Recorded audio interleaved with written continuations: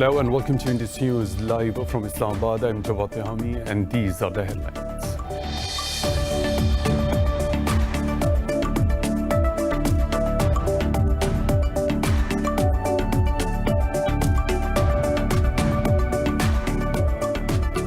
Pakistan's Army Chief General Javed Bajwa says Islamabad remains committed to always stand by Kashmiris braving Indian atrocities. He said this while visiting troops deployed on the front lines along the line of control on the occasion of Eid al-Adha. General Bajwa said Pakistan is well aware of the enemy's designs to destabilize the country and the region. He also said the army is fully prepared and capable of thwarting all internal and external threats.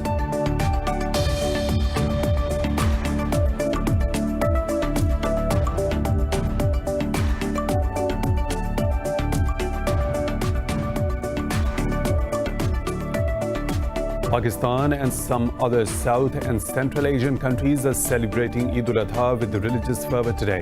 In a tweet to wish Eid, Pakistan's President Arif Alvi urged the nation to celebrate the day at home amid the pandemic. In his message, Prime Minister Imran Khan said the day reminds us that no problems can be resolved without great sacrifices. Muslims offer special prayers, sacrifice animals and distribute their meat among the less privileged on the 10th of lunar month of Zilhaj.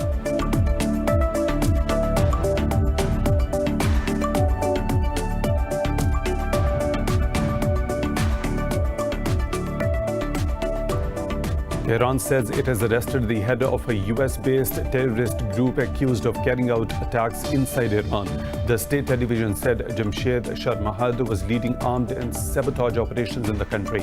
It also accused Sharmahad of being behind a deadly 2008 bombing in the southern city of Shiraz.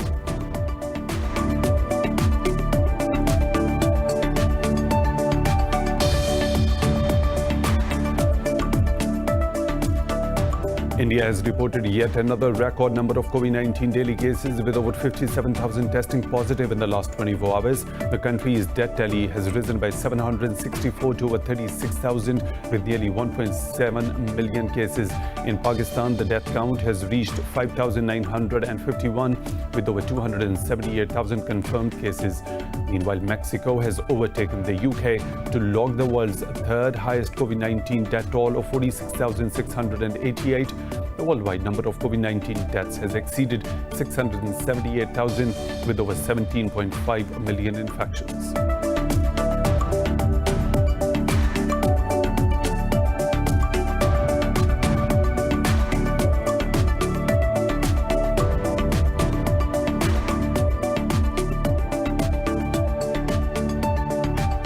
In the U.S. National Basketball Association, the San Antonio Spurs beat the Sacramento Kings 129-120 at the Visa Athletic Center near Orlando. DeMar DeRozan scored 27 points and added 10 assists as the Spurs finished with a flurry in their first game after the league's suspension due to COVID-19. Those are the headlines and detailed stories right after a short break. Stay tuned.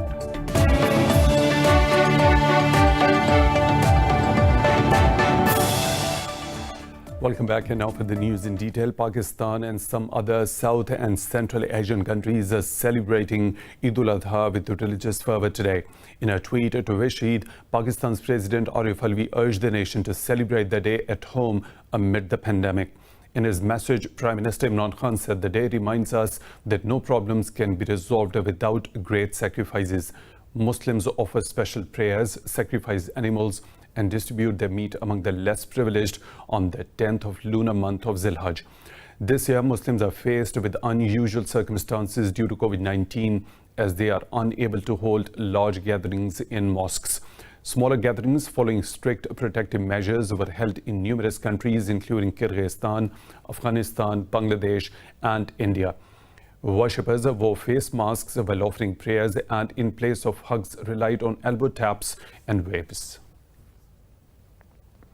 Pakistan's Army Chief General Javed Bajwa says Islamabad remains committed to always stand by Kashmiris braving Indian atrocities. He said this while visiting troops deployed on the front lines along the line of control on the occasion of Eid al-Adha. General Bajwa said Pakistan is well aware of the enemy's design to destabilize the country and the region. He also said the army is fully prepared and capable of thwarting all the internal and external threats. While interacting with the troops, the army chief lauded Pakistani troops' morale and operational readiness. He also visited the Armed Forces Institute of Cardiology and the National Institute of Heart Diseases in Rawalpindi. General Bajwa lauded the contribution of doctors and healthcare workers as frontline soldiers against COVID-19.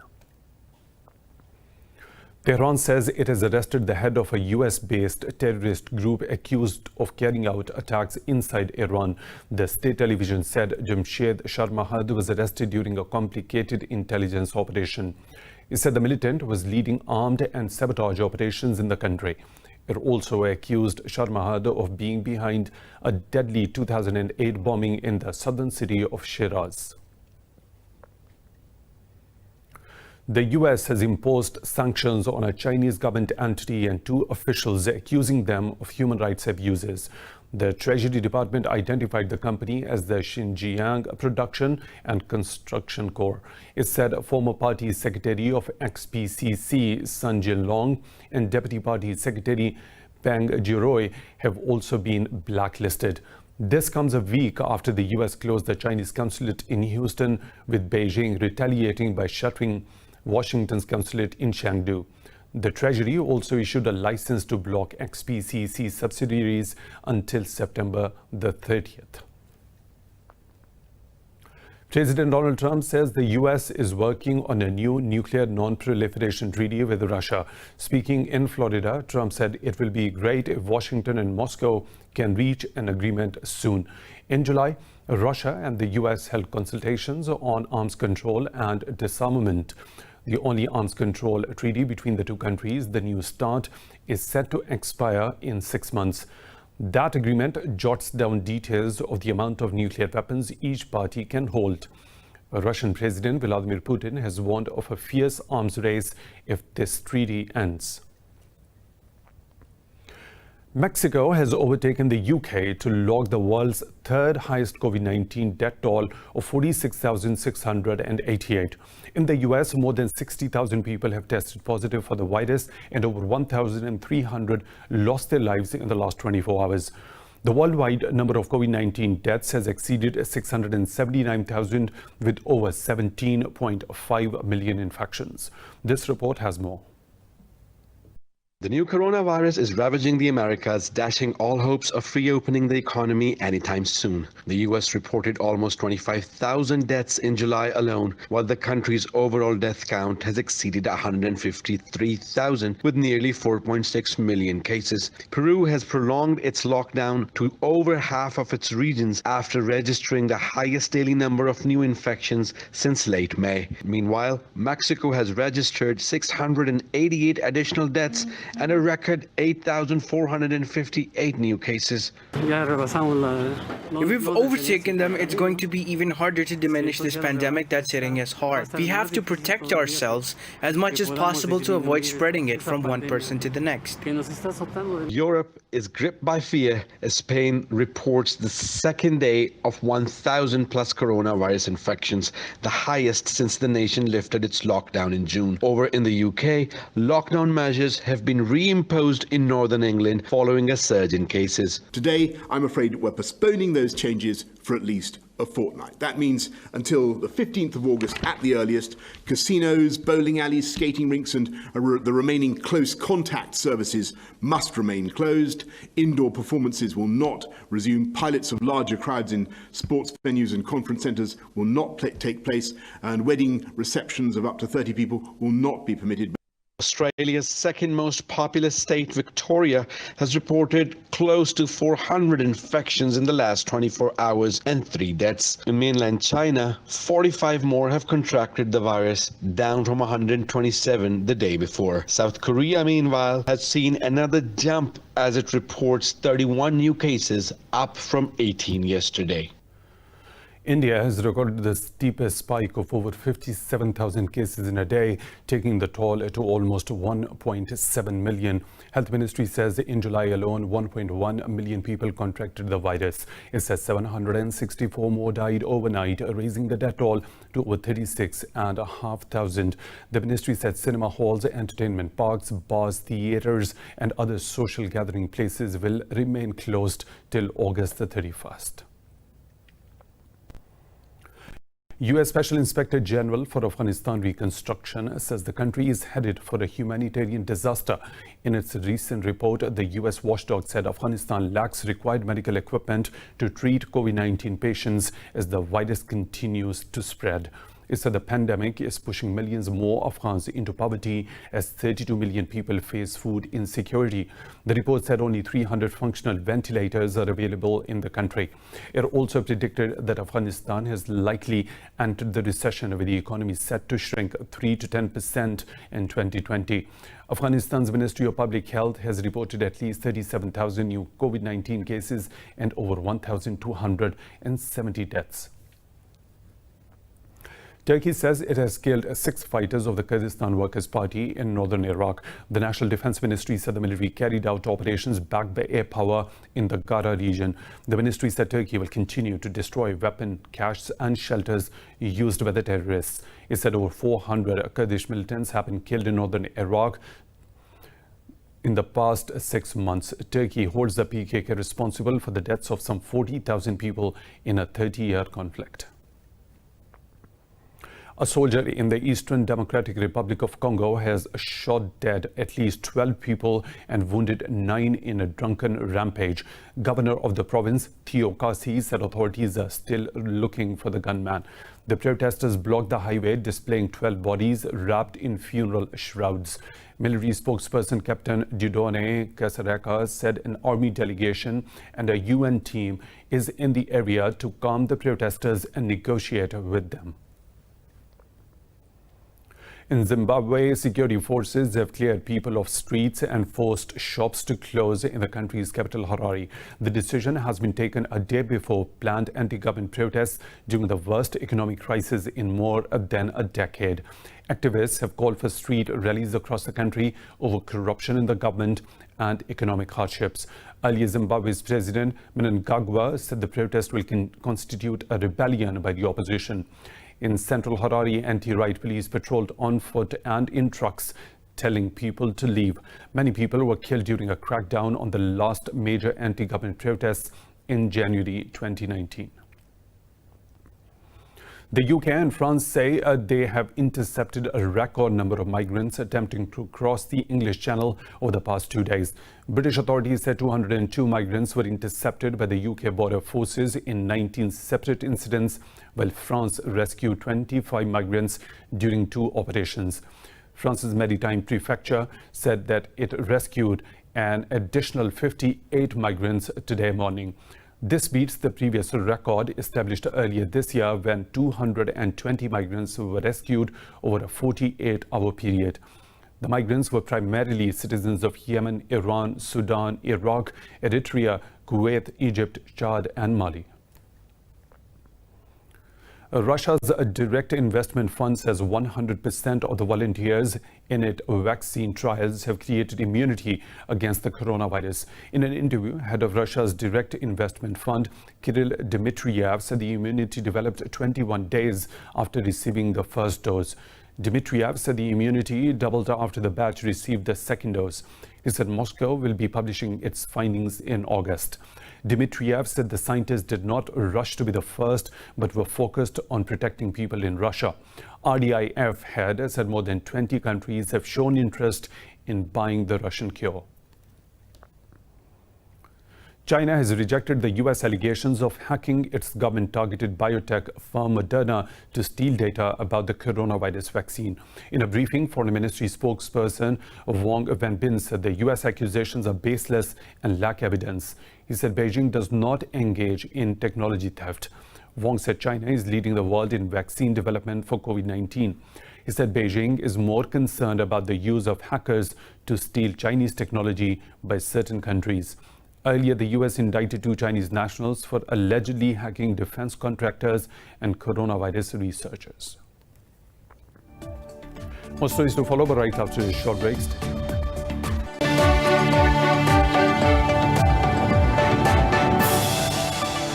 Welcome back. A U.S. Marine has died while 8 more are missing after an amphibious assault vehicle sank in deep water off the California coast. In a statement, the U.S. Marine Corps said 15 Marines and 1 sailor was inside the vehicle for training exercises. It said 2 of the 7 Marines who have survived the accident are in the intensive care. The Pentagon says the fate of 7 Marines and a sailor remains unknown after 24 hours of rescue operations involving multiple aircraft and boats.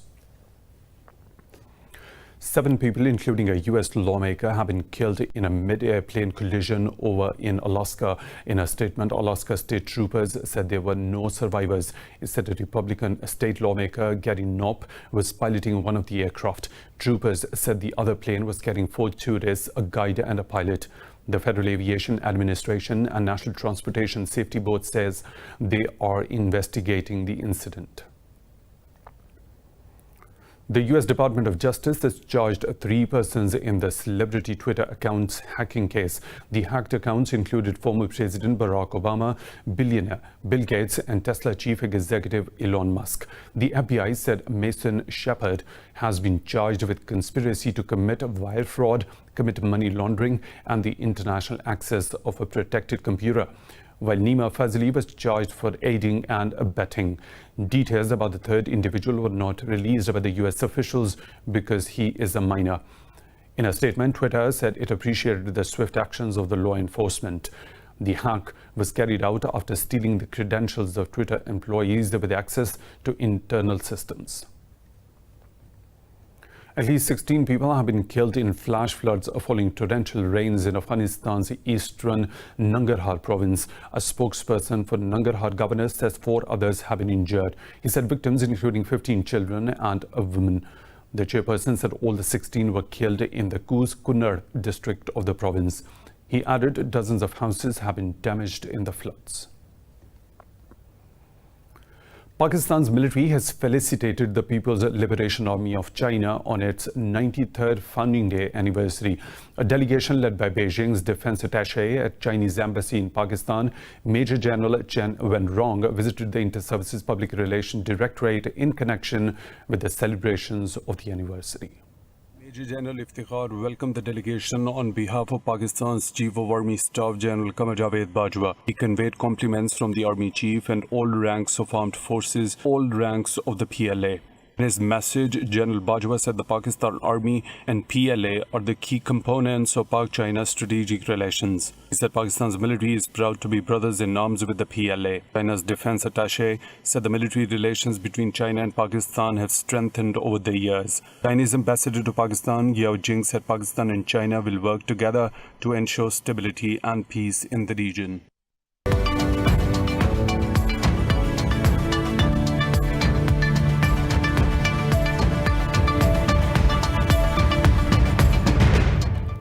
President Donald Trump has announced he is banning the Chinese-owned video-sharing app TikTok in the U.S. He said he can sign an executive order as early as today. U.S. security officials have expressed concern that the app owned by Chinese firm ByteDance can be used to collect personal data of Americans. The fast-growing app has up to 80 million active monthly users in America, and the ban will be a major blow for ByteDance. TikTok spokesperson Hillary McQuaid said the company was confident for the success of the app in the long run. The step comes amid growing friction between Washington and Beijing over COVID-19 handling, South China Sea and trade tariffs.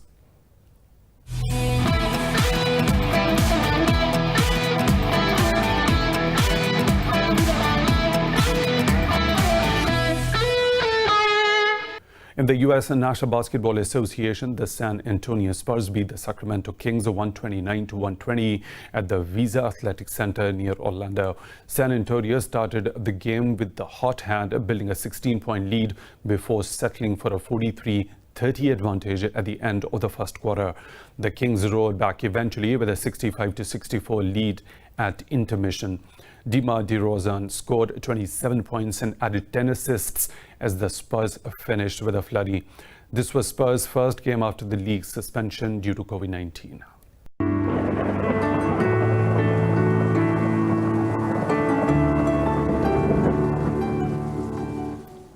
Another weather situation from around the globe.